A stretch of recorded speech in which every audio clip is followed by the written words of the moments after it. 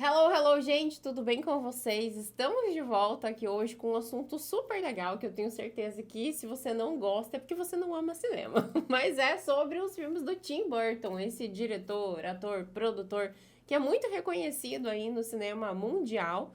E eu tenho uma convidada que já veio no podcast quando a gente tinha ele só no áudio, que é a Yael, é Kurjan, né? Falei Isso, certo seu nome? sim. A Yael, gente, ela é formada em ciências sociais, ela é envolvida com política e ela ama cinema também. Já trabalhou com cinema, né? Já Sim. trabalhou ali num dos cinemas aqui de Florianópolis. E nada melhor do que ela para vir falar dos filmes do Tim Burton aqui hoje, que ela falou que ela gosta muito do assunto também. Seja muito bem-vinda, Yael. Obrigada, Jessie. Eu agradeço a tua presença aqui. Quero que você me conte aí. A gente tava falando nos bastidores, mas conta como que você chegou aí no mundo do cinema, como que você descobriu aí a paixão também pelo cinema. Certo. Bom, primeiramente, bom dia. É uma honra estar aqui. Eu acho que é um veículo super importante de informação e também de entretenimento, né? Isso. E é tão rico falar do universo de cinema. Eu sempre gostei de cinema, de filmes. Acho que começou a minha trajetória ali em 2008, quando eu me engajei com a saga Crepúsculo. Ah, Daí eu aprendi a falar inglês só assistindo aos filmes. olha que legal. E passei a pesquisar bastante a cinematografia dos atores, dos diretores, e comecei a me envolver. E daí também, em 2018, eu trabalhei no Cinemulti, que fica no Rio Tavares, um primeiro cinema do sul da ilha. E a partir daí tive um contato mais fino também com uma outra curadoria através do Fernando, né? Um cinema super produtivo, enfim. Ai, que bacana. E por que Tim Burton? Qual que é o diferencial que o Tim Burton traz aí? Porque a gente falou, e daí, qual que é o assunto? Aí eu falei, quem sabe Tim Burton? Você, nossa, eu adoro e tal. Sim. Qual que é o diferencial que você acha que ele tem? Olha, eu acho muito interessante marcadores de estilo no cinema. Marcadores de identidade, marcadores de autoria. E acho que o Tim Burton faz é algo excepcional e exclusivo. Acho que não dá para copiar o cinema, as produções que o Tim Burton faz, porque ele justamente tem esse estilo excêntrico, peculiar, estranho, e ele consegue literalmente transmutar essa estranheza em detalhes muito ricos, divertidos, e faz com que a gente se identifique também pelos personagens, caso são estranhos, ou excêntricos, as cores, as atuações e elementos-chave que sempre participam do cinema dele. Então, acho que Tim Burton é um dos diretores que mais tem esse marcador de identidade, assim. A gente tem o Wes Anderson com as cores deles, a filmagem dele, o Almodóvar também pelas cores, as atuações, talvez até o Tarantino com os marcadores dele. E eu acho que, assim como esses outros diretores, o Tim Burton ele se estabeleceu desde a década de 80 com um estilo muito próprio. Eu acho que ele tem um cinema muito lúdico, né? Como eu falo. Ele consegue conversar com todos os públicos de uma forma muito lúdica, né? Qual que é o seu filme favorito dele? Olha, é difícil porque ele transita muito bem na animação e também nos live actions, né? Nos normais. Mas eu diria que seria Noiva Cadáver e Os Fantasmas Se Divertem. Acho que é uma franquia muito interessante de todas. Noiva Cadáver é um Ai, dos no- meus favoritos também. Sim. E tem, já que a gente tá falando, já vamos começar falando dele, então. Noiva Cadáver é um filme mais recente, assim, vamos dizer, ele tem 20 anos já, mas como o Tim Burton começou nos anos 60, ele tem 66 anos, gente. E ele faz também a parte de roteiro, ele é ator também, atuou em alguns filmes, né? Não são filmes tão conhecidos quanto os que ele dirigiu. Mas A Noiva Cadáver é um clássico, né? Nossa, é um filme que mostra como você não deve misturar muitos mundos. E ele mistura muitos mundos nesse filme e em outros também. próprio Beetlejuice aí, o próprio Os Fantasmas Se Divertem. Ele quer trazer um morto para o mundo dos vivos de novo, né? Eu acho que a Noiva Cadáver também remete um pouquinho nisso, né? Ela quer viver, ela não quer estar morta, né? Total, e agora também com Os Fantasmas Se Divertem 2, eu vi também a questão, um elemento da Noiva Cadáver, né? Eu acho que ele gosta desses elementos preponderantes que falam, esse é filme do Tim Burton, né? Você vai ver um filme e fala, esse é filme do Tim Burton. Pelas cores, os personagens, né? Olheiras, né? O filme com um musical forte, trovoadas, né? Quando a câmera se aproxima no filme, né? Nas cenas iniciais, também exemplo da Wandinha, da série do ano passado. E tem esse submundo mesmo, né? Transita entre o mundo real, o mundo dos mortos. Ele tem alguma coisa com o mundo dos mortos, né? Porque isso sim, aparece muito nos sim. filmes dele. Um dos que começaram com isso foi Os Fantasmas Se Divertem. E aí depois veio também o Edward Mãos de Tesoura. Sim. E também ele traz uma morbidade naquele filme, né? Sim, total. E o que eu vejo, sempre a assiduidade de alguns atores, né? Que nem o Johnny Depp, a Helena Carter, que foi casada com ele, a Winona Ryder. Sempre atores também muito excêntricos, com atuações muito peculiares e exclusivas, né? Acho que ninguém consegue imitar a atuação deles. E se fazem presentes nesses filmes. Acho super interessante. Ele gosta bastante. Ó, a gente falou do Johnny Depp. Ele tá em Edward Mãos de Tesoura. Ele tá no Fantástica Fábrica de Chocolate. O Sweeney Todd, o Alice, ele tá em vários dos filmes. O próprio Sombras da Noite, ele tá em vários dos filmes, né, do Tim Burton. Eu acho que é uma parceria que deu muito certo ali entre diretor e ator. Eles têm uma sinergia muito boa de trabalho, né? Muito. Eu acho que ele participou de 8 filmes e a Helena de 7 filmes do diretor. E sempre com essas particularidades, né? Eu acho que... Tava vendo também um vídeo sobre Edward Mãos de Tesoura para vir aqui preparada e falando sobre esse rapaz que é super estranho, porque ele tem tesouras no lugar de mãos, né? Então, quem faria isso? E como o diretor, né, o Tim Burton, ele faz esse resgate do aceitação, de aceitar-se, né? E de... tudo bem ser diferente, né? Acho que é isso, assim. E como dá pra fazer coisas diferentes com isso. Ele corta, vira jardineiro, se apaixona. Então, é um submundo muito rico. Eu também concordo com isso. A gente falou dos filmes mais lúdicos aqui. Aí tem também o Batman, que ele... Acho que ele se... Claro, ele ficou famoso com Os Fantasmas Se Divertem, mas o Batman foi o que deu o estopim, eu acho, na carreira dele. Você gosta desses dois, o Batman e o Batman Retorno? Ali ele traz... Danny DeVito, né? Que, se eu não me engano, é o Pinguim Eu acho que dois. sim. É o baixinho, né? Isso. Eu vou fazer uma busca aqui pra gente não falar besteira, mas acho que é o Danny DeVito. Eu acho que esses dois Batmans dele trazem essa questão, de novo, da morbidade, né? Mas de uma forma um pouco mais... Não, concisa, vamos dizer assim, porque Batman é um super-herói, né? Então, mas o jeito que ele trabalhou com o Batman foi diferente dos outros, né? Também os efeitos especiais, as cores, alguns elementos diferentes. Tem a Tina... Não é a Tina Turner que aparece, não? Agora eu não vou lembrar. É o Ben Affleck. Ben Affleck aparece. Tina Turner, não. Não, o Ben Affleck não é desse filme. Que ele é do Michael Keaton. Isso. Sim. É o Batman do Michael Keaton. Isso. Mas não é o Danny DeVito. É o Jack Nicholson que faz o Coringa. É o Jack Nicholson. Eu me confundi aqui. Mas eles são filmes também um pouco mais mórbidos, assim, do que os outros Batmans. Que depois veio os Batmans ali do Nolan, que também fizeram maior sucesso. Mas começou com esses do Tim Burton. Sim, eu acho que pra década... Era a década de 90, né? Isso. Eu acho o primeiro foi 89 e o segundo 92. Isso, eu acho que pra época, e ele tava consolidando o cinema dele, eu acho que faz jus. Acho que faz jus também quando a gente pensa o que é o cinema, visualmente falando, né? Os elementos que compõem o cinema dos anos 80, os anos 90, eu acho que faz muito sentido. E também que ele estagiou, ele começou na Disney, né? Uhum. Então, eu acho que fazer um filme, querendo ou não, de super-herói, com os elementos dele, eu acho que deu certo. E consagrou ele, abriu o nome dele, né?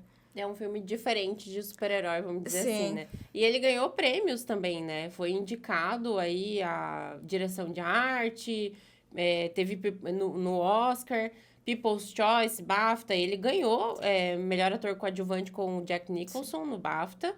E acho que Globo de Ouro também, se eu não me engano, ele ganhou. O Oscar, ele não ganhou nenhum prêmio, Sim. pelo que eu vi aqui. Do Batman, não, mas eu acho que pelos Melhor fantasmas... direção de arte. Pelos fantasmas se divertem, melhor direção de arte e eu acho que maquiagem. Maquiagem. Ele também se puxa um pouco pra esse lado, né? Sim, exato. Como você falou, os olhos marcados ali, um negócio sim. diferentão, assim. Sim, uma ideia meio gótica, séria, mas, né, excêntrica, uns olhos meio esbugalhados. Isso tá bem presente no filme Grandes Olhos, inclusive. Eu não tô seguindo a lista aqui, eu tô indo de um pro outro aqui, mas a gente vai falando disso. Nos Grandes Olhos, isso é bem evidente por conta dos quadros que ela pinta.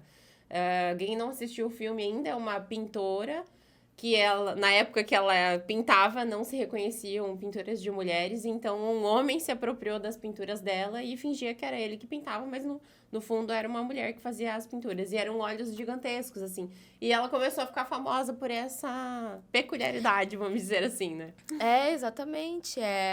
Funda novamente o estilo dele, né? Eu acho que E quem dá luz, quem interpreta essa personagem é a Amy Adams, que eu acho que rendeu para ela um Globo de Ouro por essa atuação. Então, buscar os prêmios aqui de Grandes Olhos. E ela interpreta essa mulher que, junto com seu marido, interpretado pelo Christopher Platz, que é um excelente ator, que né? também é um excelente ator. Eu acho que eles podiam fazer de novo mais filmes. Na sua excentricidade, ambos são artistas, mas ela fazia justamente essas artes com personagens com grandes olhos. Uhum. E começou a vender e ele passou a se apropriar. Ela ganhou o Globo de Ouro mesmo como melhor atriz, é isso mesmo. Isso. E daí ele passou a se apropriar dela, acho que era a década de 60, né? Acho que a gente já houve outro filme que o marido se apropriou da escrita da mulher, dos seus feitos, né? Então... Era um filme com a Helen Mirren ainda, se eu não me engano. Isso. Acho que a gente passou também no Cinemult faz uns anos, em 2018 ou 2019. Eu não lembro direito o nome, mas eu vou buscar aqui, que fica a dica também. Isso. Mas aí, o que eu consigo ver também é que nos últimos anos, o Tim Burton, ele tem se esforçado para se atualizar de questões contemporâneas, assim, e de como incorporá-las nos seus filmes, né, nos seus enredos. Sim. Então, esse do Big Eyes, Olhos Grandes, dá para ver a questão de gênero bem marcada, né? Acho que direitos das mulheres né, na década de 60, não tanto, mas como o papel feminino, né? Os holofotes não eram para as mulheres, né? Os homens tinham que assinar embaixo. Os filmes dele têm uma crítica por trás, né? A gente sempre encontra um fundo de crítica ali por trás. Sim, e bem forte agora... É A Grande Mentira o nome desse filme que a gente tava A Grande tentando Mentira. lembrar. Isso, A Grande Mentira. Que não tem nada a ver com o Tim Burton, gente, mas é que é uma apropriação de um trabalho de uma mulher por um homem. É sobre isso. Isso. E agora também a questão de gênero consegui ver no Beetlejuice 2. Agora Os Fantasmas Ainda Se Divertem. É interpretado pela Wandinha. Acho que ela, como uma atriz agora, não mirim, né? Contemporânea, tá fazendo um papel bem interessante, assim. Qual que é a crítica desse filme que você assistiu agora, né? Sim, assisti segunda-feira. É muito legal. Acho que... Bom, quando a gente vai pensar em filmes remakes, né, reboots, a gente sempre tem que tomar cuidado para ver se o diretor ele consegue cumprir ou se ele não tá entrando nessa onda de modinha de todo mundo querer fazer a continuação, o filme 2, o filme 3, né, por engajamento. Só que eu acho que ele cumpriu bem. Eu acho que era uma tarefa difícil, considerando que o primeiro é décadas atrás, né? Então, 3 décadas. A Jenna Ortega era filha da Winona. Isso, exatamente. E ele cumpriu com esse papel de fazer um resgate nostálgico. Acho que é isso. Quando você traz um reboot, você tem que dar para os seus fãs veteranos, né? Concordo muito. Porque quem foi assistir foi o pessoal que assistiu lá em 88, Exato. né? Os anos Ou a gente que assistiu quando era criança. Isso. Você não, mas eu sei que eu sou mais velha que você. Mas assim, eu assisti quando era criança nos anos 90, como você falou, sessão da tarde. Né? Exatamente. E, ao mesmo tempo, fazer esse paralelo com a geração nova, né? E ficou um legado. Eu acho que ele cumpriu bem. Vi alguma crítica sobre a interpretação da Jenna Ortega, que ela estava ainda talvez um pouco mais como Wandinha, né? Ela tinha um papel de interpretar talvez uma filha um pouco depressiva, que a história é o quê? A Lídia, que é interpretada pela Winona Ryder, ela se consagra como uma médium na TV, e ela tem um programa televisivo em que pessoas vão se consultar com ela para limpar suas casas de fantasmas, né? Como ele trabalha porque ela tem toda aquela carga do passado que ela já teve com ele, né? Isso. E a filha, ela não aceita isso porque ela queria ainda a atenção da mãe, ou achava que era furada que a mãe era médium, né? Via fantasmas. Então, ela não trata muito bem a mãe e tudo mais. E passam por um luto na família, no cenário. E daí voltam para casa assombrada. E daí a trama se desenrola sem dar spoilers aqui. Spoilers, porque o filme está no cinema, gente. Sim. Mas interpretação-chave, eu até li também uma crítica aqui. Os veteranos, né? Michael Keaton e a Winona Ryder, eles puxam o filme. Eles puxam o filme, a Catherine também. E é um filme que tu sente gosto em ver e se lembra, né? Eu acho que é isso. Se conecta com a história original. Se conecta. Isso é muito importante numa sequência. E, como você falou, para não se perder, né, a linha do filme. E até teve um outro filme, eu não vou lembrar qual agora, que a gente tava falando dele em outros episódios agora, que ele teve uma sequência. E o diretor conseguiu também resgatar esse primeiro filme, que foi um filme bem... Eu não vou lembrar qual que é, até o final do episódio, quem sabe eu lembre. Mas eu acho que isso é muito importante. E, de repente, a gente vê aí uma nova atriz favorita dele, que é a própria Jenna Ortega, né? Que ele veio trabalhando com ela já na série. Ele dirige a série também? Ele dirige Wandinha, dirige a série. E aí, quem não assistiu Wandinha, eu recomendo também, gente. É uma série muito boa. Fez bastante sucesso. Então, aí... É da Netflix, né? Eles estão capitaneando aí a segunda temporada. Eu acho que vai sair em breve. E mantém aí essa questão de novo, esse lado do Tim Burton de gostar de trabalhar com os mortos. O que será que ele tem, né, com essa questão de trabalhar com fantasma? Sim, eu acho que ele transmuta, eu acho que ele ressignifica o cinema nesse sentido, ao dar justamente vida ao que talvez não é considerado vida, né? E é na comédia, né? Isso que é interessante, não é num terror, num suspense, nada, é numa comédia, né? Sim, divertidíssima. Inclusive, ele, nessa sequência, ele acrescenta o icônico, camaleônico também, William Dafoe, né? O William Dafoe, ele tem uma habilidade com o cinema muito extraordinária, e ele aparece também no mundo dos mortos, e muito interessante. Pelo que eu entendi, ele é um gerente ali do mundo dos mortos. Exatamente. É um ator, policial, enfim. E ele é muito cômico. Muito cômico. A gente também tem a maravilhosa Mônica Bellucci como uma noiva cadáver, dando vida, talvez, na noiva cadáver dele lá de 2005. Incrível, maravilhosa. Nossa, eu quero ver no cinema esse filme, porque eu acho que vai valer a pena também.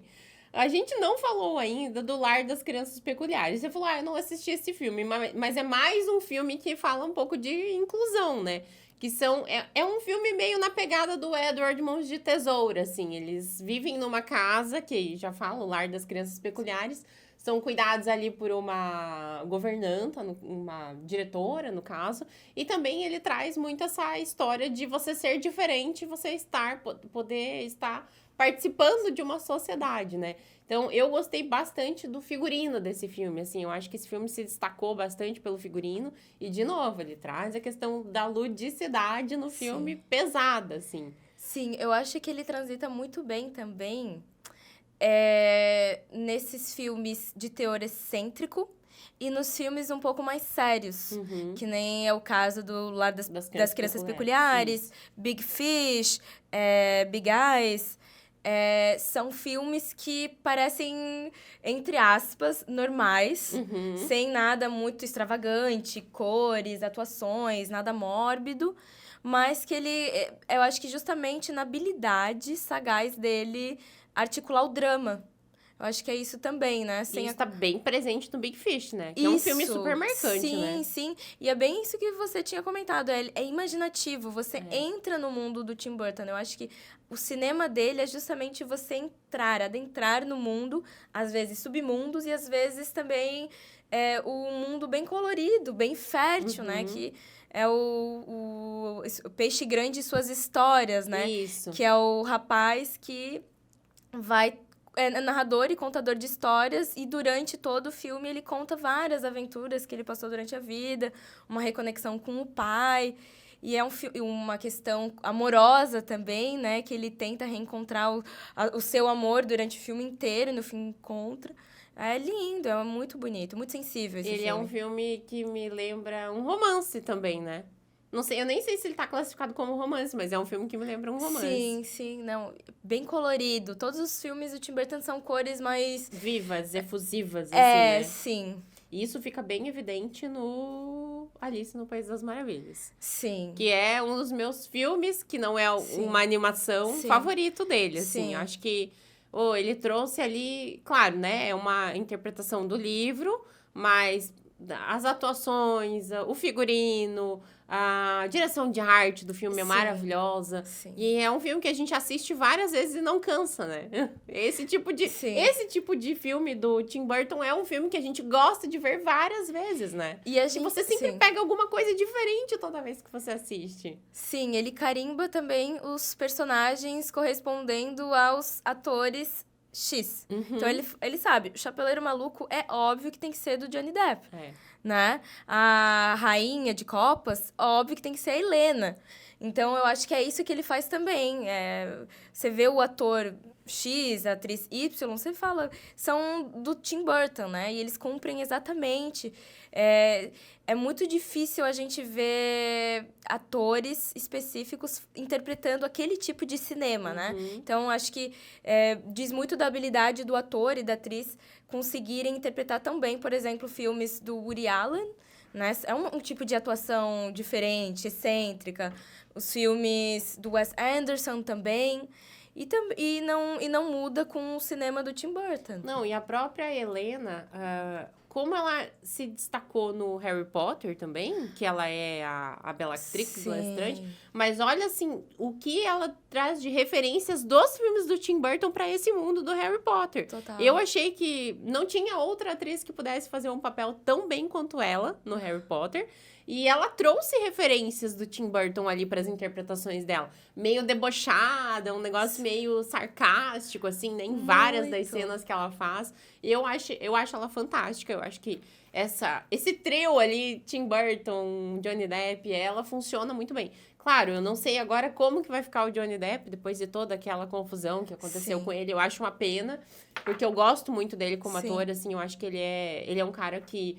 Como você falou, ele consegue transitar entre vários gêneros e trabalhar entre vários filmes totalmente diferentes e ser um cara... Sim, ele é um ator maravilhoso, assim, na minha opinião, né? Não, é um camaleão, literalmente, exatamente, era essa palavra que eu queria usar, era um camaleão. A gente não tem como não ver o Jack Sparrow sendo interpretado por outro ator que não ele, né? Então, acho que é justamente essas marcas de autoria que cruzam, né? Que entrelaçam tanto os atores quanto os diretores nos seus filmes. E como deu certo com o Tim Burton, né? Assim, não tem...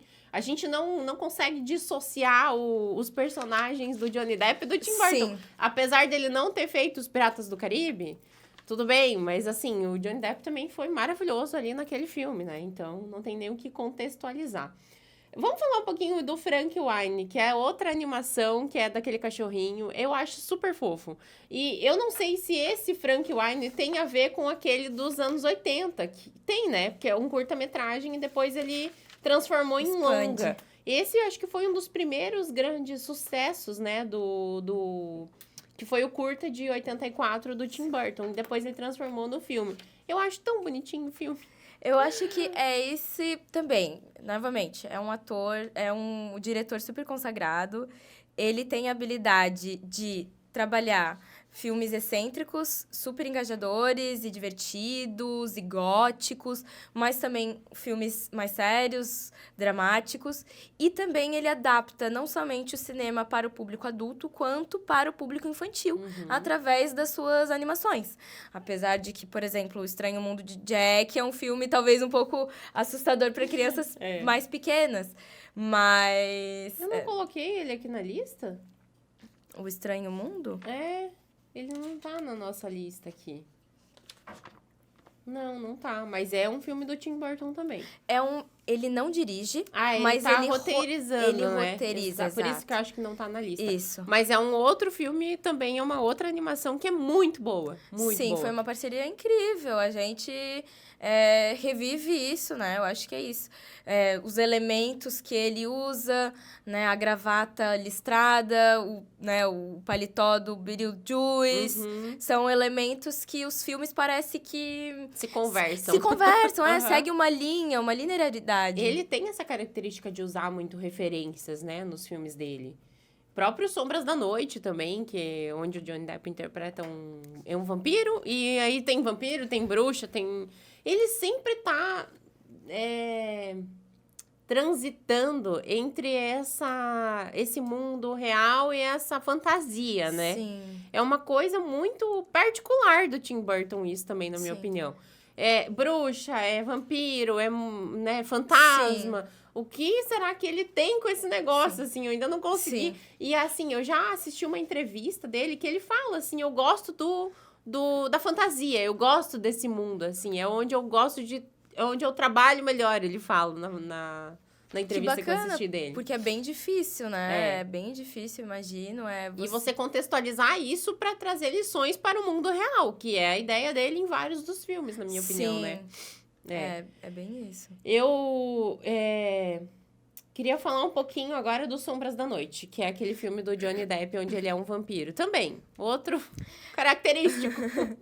Pra mim foi, assim, eu vi no cinema, eu lembro. É um filme mais atual também, né? É um filme de 2012. Eu lembro que eu vi no cinema e eu tava super em alta, super apaixonada por vampiros, por toda a saga Crepúsculo. Acho que também... Teve uma leva de filme de vampiro naquele tempo, A Stephenie Meyer né? conseguiu botar luz em algo que era falado, mas era meio marginalizado, né? Cinema sobre vampiros. E daí ele deu uma revivida nisso. E esteve ao lado da Eva Green, que pra mim ela foi impecável. Ela foi a estrela do filme, na minha opinião, maravilhosa, né? Que ela tinha sido morta por ele, alguma coisa assim. Era bruxa. Ela era bruxa. E pra mim foi um match muito legal. O filme é maravilhosa. Não lembrava quem era Eva Green, até ver esse filme dela. Nossa, ela também tem uma capacidade de interpretação muito boa. Também curto bastante. Depois, ele fez aí Grandes Olhos, que a gente já falou, Lar das Crianças Peculiares e Dumbo. Dumbo eu tenho um pouco de receio de falar dele, assim, apesar de que eu acho que ele foi bem. Foi um live action do desenho. Você gostou? O que você achou do tipo, da direção desse filme? Eu gostei. Achei que foi uma boa animação, dentro do que propunha, né? O Dumbo original, que era, acho que anos 50, da Disney. Eu não lembro direito. Eu vou procurar aqui. Acho que até antes o Dumbo, se eu não me engano. Dumbo Disney, original. Vamos ver aqui. São elementos que conversam com o universo do Tim Burton, né? Circo, toda essa fantasia. Acho que ele atendeu bem. É de 41. Olha, 41. 1941. 41. Pense, ele lançou agora, em 2019. São... Nossa, foi 2019. 60, 70, quase 80 anos depois, né? Que ele lançou. 78 anos que a gente tá falando aqui. 77 anos. De um clássico, porque é difícil também você revisitar os clássicos da Disney, né? Vamos combinar, assim. Exato. Não é uma tarefa fácil, né? Exato. E eu acho que ele fez bem, assim. Eu esperava um pouco mais desse filme, mas eu gostei, assim. Foi uma modernização, Sim. vamos dizer assim, do desenho. Porque justamente quando é um reboot, um remake, uma atualização de algo que já há uma versão original, existe uma grande expectativa por conta do público, né? Dos fãs também, dependendo, de que seja superado, né? Uhum. Então, envolve muita habilidade. Tem uns que dão muito certo e outros que não dão tanto. Algo que pra mim ele cumpriu bem foi a Fantástica Fábrica de Chocolate. Eu ia falar dele agora, que é um dos últimos filmes que a gente tem Não, tem mais filmes aqui que a gente vai falar, mas esse, pra mim, é um dos meus favoritos dele. Pra mim também. Eu acho que nunca a vontade, né, o fascínio por chocolate foi tão bem atendido quanto esse universo de chocolate. Uhum. De todas as formas. Eu acho que a pessoa se glicoliza ali. Nossa. Só com E eu chocolate. achei que ficou melhor do que o filme antigo, inclusive. Na minha opinião, eu gosto mais desta versão do que a primeira versão ali do Fantástica Fábrica de Chocolates. Eu também. E também, assim, os efeitos visuais, né? As animações, a tecnologia já naquela época tinha sido melhor. Então, Johnny Depp interpretando, né, o dono da fábrica. Uhum. Aquele ticket na barra de chocolate. Gente, toda vez que eu abro um chocolate... Você tá esperando o bilhete de ouro. De papel, assim, que o chocolate é envolvido pelo metalzinho, eu acho que também articula essa nostalgia com o filme. Uhum. Eu acho que isso é um marcador de estilo muito especial, muito original, que ficou no público, nesses fãs que gostaram desse filme, que foram marcados também por essa geração, de quando você vai abrir um chocolate assim, você... lembrar do ticket de ouro. Da Fantástica Fábrica de Chocolate. Eles até tentaram fazer uma sequência, que foi o Onca, que sim, foi bem criticado, inclusive. Não é do Tim Burton. Eu acho que eles deveriam ter colocado o Tim Burton nessa sequência. Sim. Que eu acho que o filme teria tido um pouco mais de sucesso, vamos dizer assim. Né? Pois é, que foi algo muito mais fantasioso. Muito... Falando de quando ele era jovem, né? Sim. Foi do Senhor Wonka quando ele era jovem. Foi interessante, mas ainda aquela experiência é que teve... Cada personagem tinha a sua história. Eu acho que ele cumpriu muito bem em ter narrado cada personagem, né? Um menino pobre, que vivia com a família, que foi consagrado, que foi o que mais se conectou com ele. A essência dele de criança. Né? A menina do chiclete, do conjuntinho azul, que virou depois um blueberry gigante. O menino gordinho. Acho que cada personagem, na sua peculiaridade, conseguiu se consagrar nesse enredo. Acho que foi incrível. Tinha conexão com o público, né? E é isso que eu acho que eu vejo de diferente nos filmes dele, é que ele faz uma conexão com o público, com os personagens dele, né? Exato. Não dos fantasmas, gente, porque a gente não tem fantasma na vida real, mas eu tô falando ali das crianças, né? Tinha características que a gente vê, vai em qualquer colégio hoje, a gente vai ver aqueles estereótipos, assim, né, de crianças. Exato, e eu acho que é isso que ele faz com o Wandinha. Também, na série, né? A primeira série dele... Acho que a primeira série dele, apesar dele já ter feito curtas, ele entrando também, se atualizando, né? Então, você também produziu uma série pra Netflix, ou pra grandes streamings, como Netflix, HBO, enfim. Ele andou falando esses tempos que ele ia se aposentar e o pessoal ficou triste. Eu espero que ele não se aposente, porque eu acho que ele tem muita coisa pra contribuir ainda com o cinema, né? Eu também acho.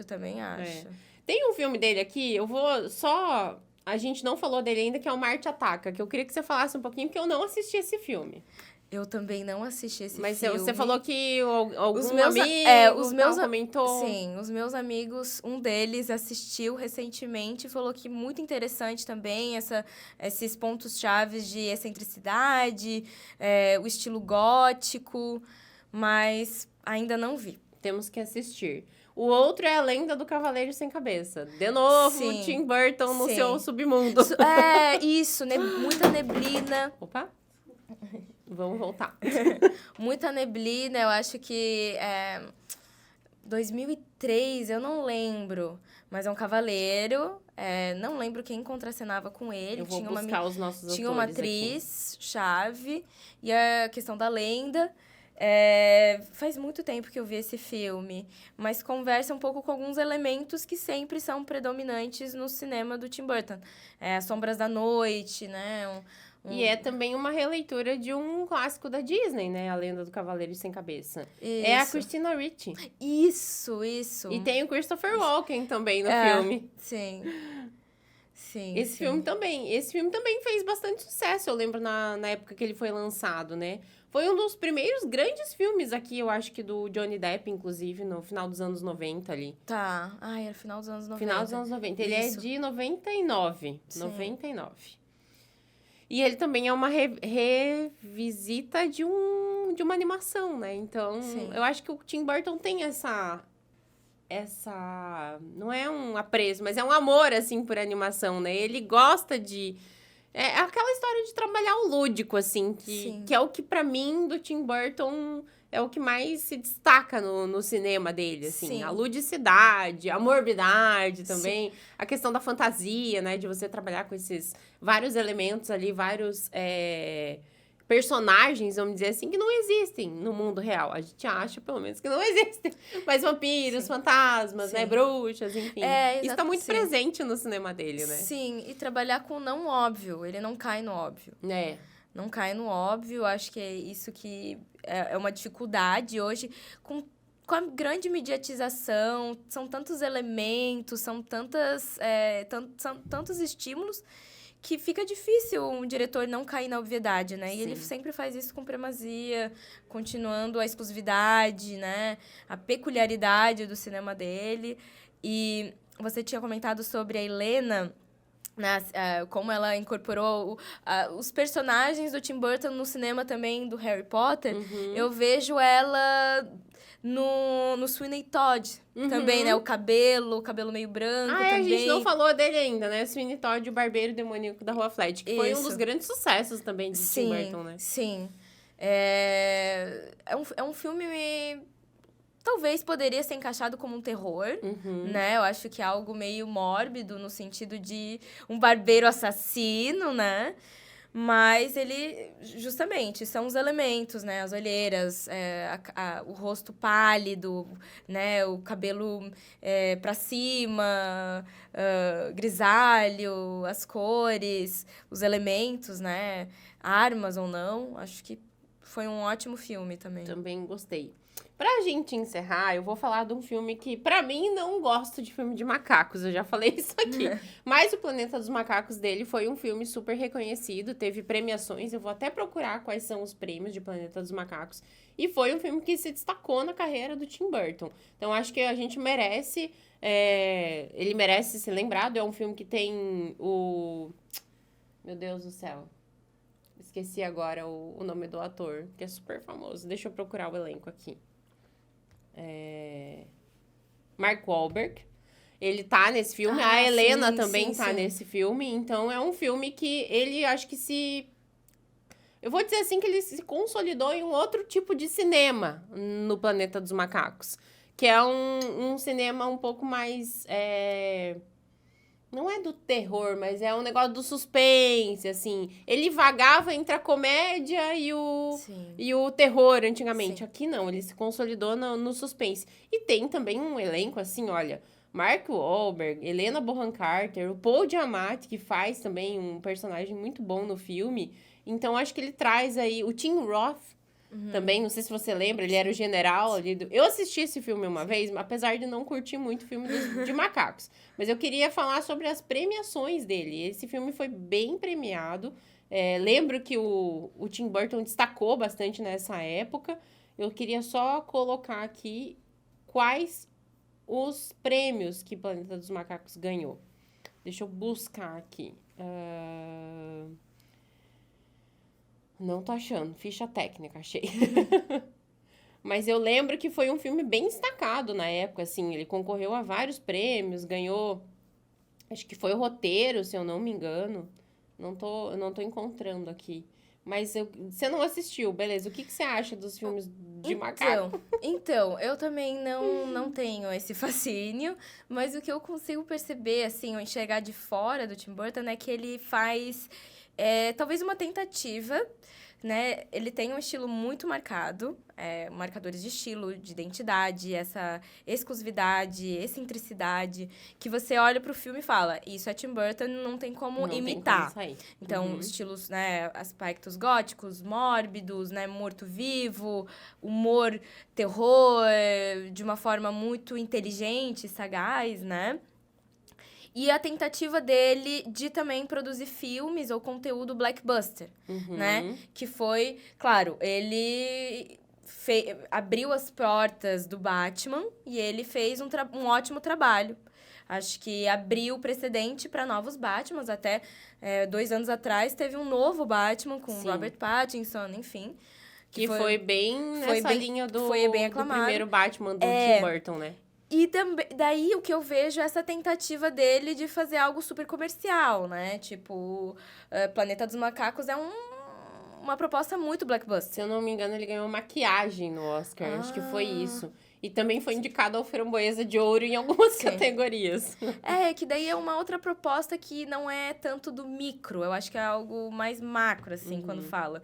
Por exemplo, aquele filme 2012, filmes de ficção, né? Que tipo, Fim de Mundo. A gente falou já de Edward Mão de Tesouro, então vou ticar ele aqui. E vamos fazer um top 3 pra gente encerrar dos filmes. Ou não sei se você quer falar mais alguma coisa sobre o Tim Burton, se tem alguma curiosidade que a gente não falou dele, da preferência dele de trabalhar com Helena Bonham Carter e Johnny Depp nos seus filmes. E que ele também já interpretou, ele já foi ator em alguns filmes. Eu não trouxe a lista de filmes onde ele atuou como ator aqui, mas não são filmes muito destacados também, mas ele tem essa como é que se diz? Essa transição ali entre ator, diretor e roteirista muito bem marcados, assim, também, né? Quer destacar mais alguma coisa sobre o Tim Burton antes da gente fazer o nosso top 3? Olha, eu acho que é isso, basicamente, o estilo dele, como ele consegue articular também alguns elementos musicais, que geralmente, quando tem musical, eu particularmente não gosto, e ele consegue articular bem. E como ele também consegue dar luz e dar cor a justamente elementos sem muita cor, né? Então, um cenário com neblina, um cenário noturno, um cenário mórbido, preto, como ele consegue dar justamente esse foco de vida, assim. São características bem marcadas dele, né?